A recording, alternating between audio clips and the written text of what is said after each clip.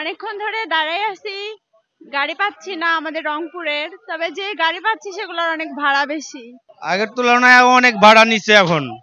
আমরা তো আগের মতো আর সুবিধা পাচ্ছি না, আমরা অনেক অসুবিধার মধ্যে আছি। আমরা অনেকক্ষণ থেকে দাঁড়িয়ে আছি, গাড়ি পাইতেছি না।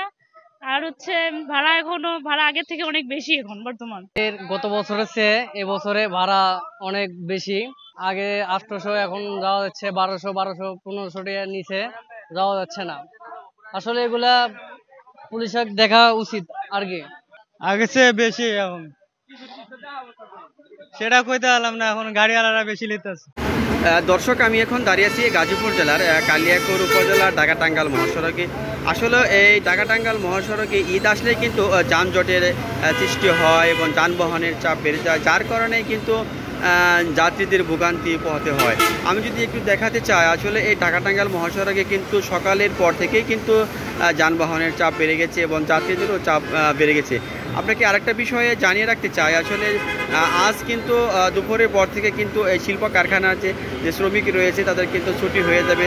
তারপর থেকে কিন্তু এই চন্ডা এলাকায় কিন্তু যাত্রীদের চাপ বেড়ে যাবে এবং যানবাহনেরও চাপ বেড়ে যাবে, যার কারণে কিন্তু এখানে কিন্তু যানজটের আশঙ্কা করছেন যাত্রীরা।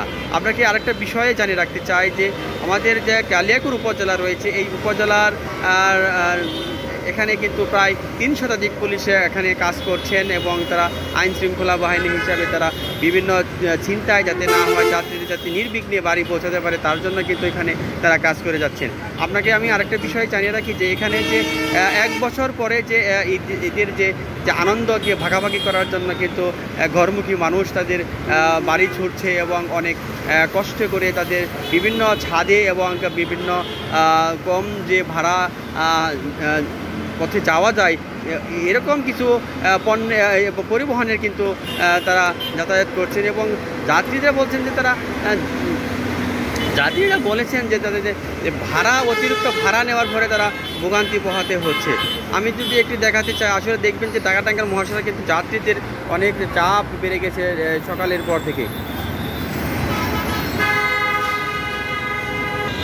তবে টাঙ্গাইল গাজীপুরগামী যে রুটটি রয়েছে এখানে কিন্তু তুলনামূলকভাবে গাড়ির চাপ কম, একেবারে ফাঁকা, কিন্তু টাঙ্গাইল যে রুটটা রয়েছে এখানে এই রুটে কিন্তু যানবাহনের চাপ বেড়ে গেছে।